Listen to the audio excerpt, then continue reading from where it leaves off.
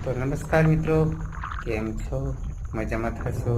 અને બધા મિત્રોને ગુડ મોર્નિંગ. ને વાગી ગયા છે 7:30. તો આજના વ્લોગમાં હું તમને બતાવીશ, તો વિડીયોની અંદર બન્યા રહેજો. તો હાલો,